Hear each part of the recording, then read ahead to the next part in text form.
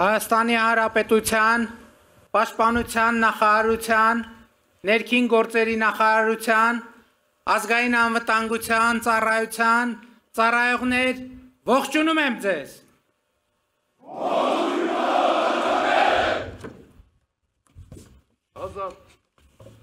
Հայաստանի Հանրապետության մեծարգո նախագահ, Ազգային ժողովի մեծարգո նախագահ, Սահմանադրական դատարանի մեծարգո նախագահ, օրենսդիր, գործադիր, դատական իշխանության հարգելի ներկայացուցիչներ, պարոնայք գեներալներ և սպաներ, հարգելի ծառայողներ, հարգելի ներկաներ, այսօր նշում ենք Հանրապետության տոնը, որը կապված է մեր հազարամյա պատմության մի հիրավի շրջադարձային իրադարձության, Առաջին Հանրապետության հիմնադրման հետ։ Սարդարապատի հերոսամարտով առարկայացած Առաջին Հանրապետությունը երկար կյանք չունեցավ։ Նրա գոյությունը տևեց ընդամենը 2 տարի, մի քանի ամիս։ Բայց Առաջին Հանրապետությունը մեզ 4.5 դար պետականազուրկ եղած ազգից կրկին վերածեց պետականակերտ ժողովրդի և մեր պատմության մեջ առաջին անգամ նախանշվեց մի պետական համակարգ, հանրապետություն, որտեղ իշխանության տերը Հայաստանի ժողովուրդն է և նա է, որ ընտրությունների միջոցով որոշում է, թե ով և ինչպես պետք է կառավարի պետությունը։ Առաջին Հանրապետությունը թարմացրեց, բայց չամրապնդեց պետականության մեր ընկալումը, սերմանեց, բայց չարմատավորեց ժողովրդապետությունն ու ազատությունը մեզանում, որովհետև դրա ժամանակը չունեցավ։ Իսկ Խորհրդային Միության գոյության գրեթե ողջ ընթացքում Առաջին Հանրապետությունը թիրախավորվեց որպես չարիք, ծաղրի ու արհամարանքի առարկա դարձավ։ Կայսրությունը դրանով նպատակ էր հետապնդում ոչնչացնել անկախ պետության այն ծիլերը, որ մեր գիտակցության մեջ կարող էր վերընձյուղած լինել Առաջին Հանրապետությունը։ 1991 թվականին, երբ Հայաստանը կրկին անկախացավ, թվում էր, թե 70-ամյա պրոպագանդան խորը հետք չի թողել մեզանում, անկախ և ինքնուրույն լինելու մեր վախերը հաղթահարված են։ Բայց հիմա արդեն Երրորդ Հանրապետության պատմության հետայած վերլուծությունը ակնհայտ է դարձնում, որ պետականության նկատմամբ կամահրանքը, ինքնիշխանությունից ու ինքնուրույնությունից մեր վախերը լիարժեք հաղթահարված չեն։ Պատմությունն ու աշխարհը մենք շարունակում ենք հաճախ ընկալել այն բանաձևերով, որ ԽՍՀՄ կայսերական քարոզչությունը հետևողականորեն սերմանել է մեզանում։ Այս է պատճառը, որ համոզված եմ, մեր պետության ու մեր ինքնության հարատևությունը ապահովելու համար առաջին հերթին հենց սա պետք է հաղթահարենք, ինչի արդյունքում կկարողանանք արձանագրել և մարսել մի քանի առանցքային իրողություն։ Իրողություն թիվ 1. Մեր ինքնությունը մեր պետությունն է։ Մեր պետությունն է մեր ինքնությունը, որովհետև բոլոր այն հատկանիշներն, որ պայմանավորում են մեր ինքնությունը, ձեռք են բերվել, ձևավորվել ու հաստատվել են պետականության շնորհիվ, այսինքն պետականության գոյության պայմաններում,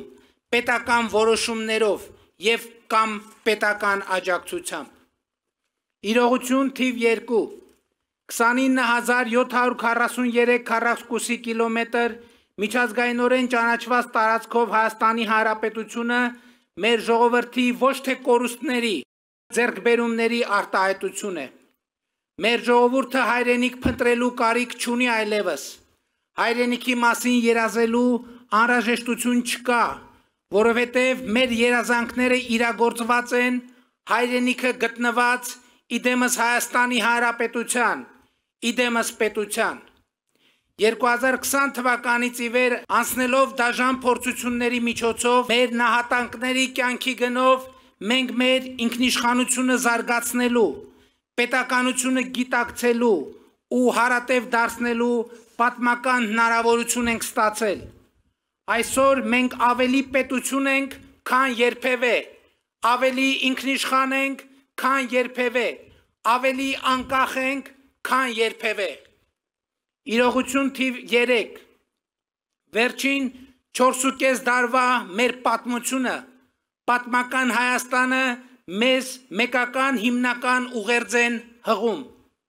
Մի կրկնեք այդ պատմությունը, մի գնացեք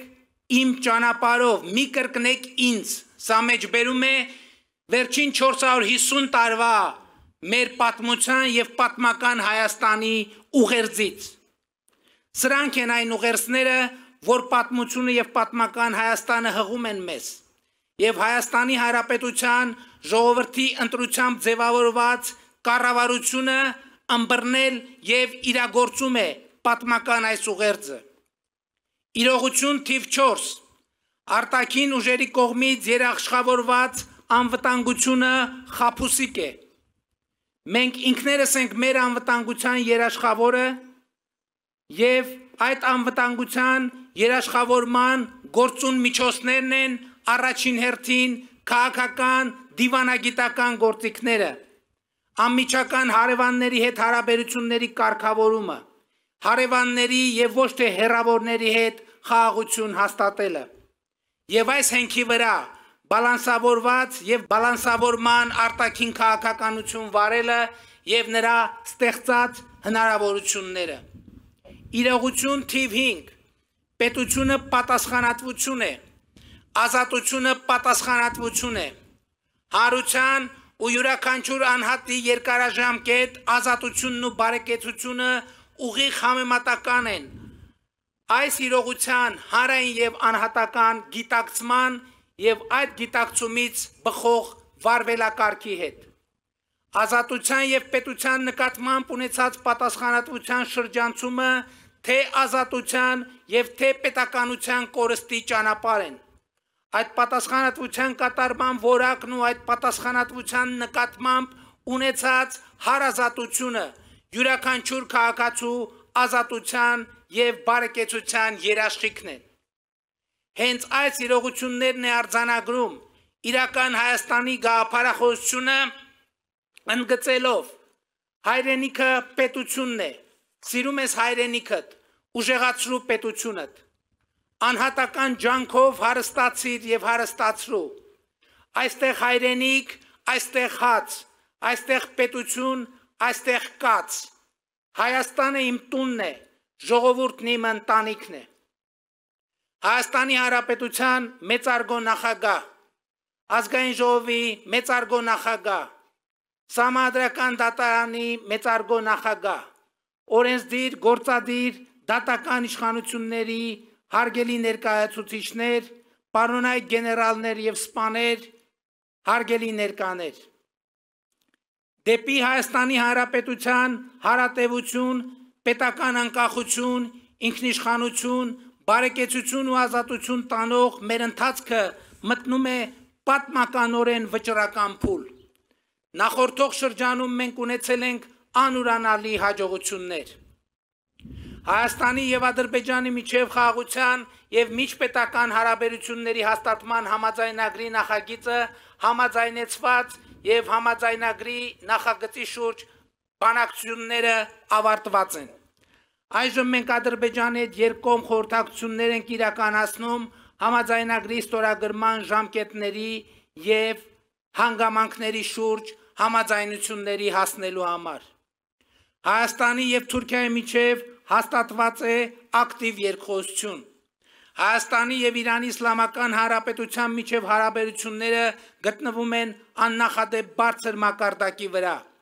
Հայաստանի եւ Վրաստանի միջև հաստատված է ռազմավարական գործընկերություն։ Հայաստանի միջազգային հեղինակությունը աճում է տեսանելի կերպով եւ այն փաստը, որ 2026 թվականին մեր երկիրը հյուրընկալելու է Եվրոպայի եւ աշխարհի երկու հեղինակավոր ու մասշտաբային միջոցառումներ,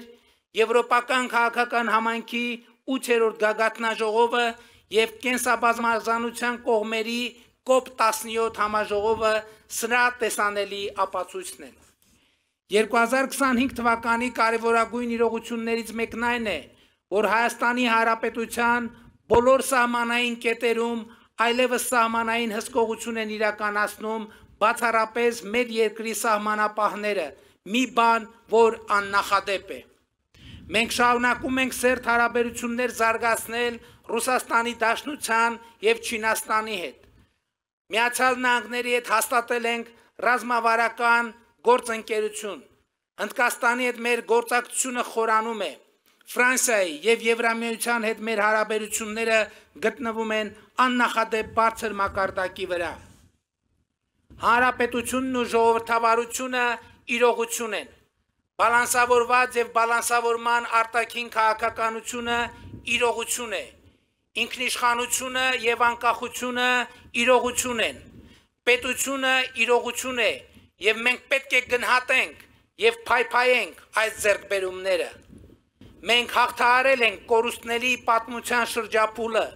և թևակոխել ենք ձեռքբերումների պատմության մի խոստումնալից դարաշրջան։ Հոռետեսությունն ու հուսահատությունը այլևս Հայաստանի Հանրապետության ուղեկիցը չեն։ Հայաստանի Հանրապետության ուղեկիցը պետականակենտրոն ինքնագիտակցությունն է, աշխարհի գիտելիքահենք իմացությունը, զարգացումը ու ժողովրդավարությունը։ Խաղաղությունն ու անվտանգությունը դառնալու են Հայաստանի Հանրապետության երկարաժամկետ ուղեկիցներ։ Պատերազմ չի լինելու է խաղաղություն։ Բոլորի շնորհավորում եմ Հանրապետության օրվա առիթով։ Փառք նահատակներին և կեցցե Հայաստանի Հանրապետությունը։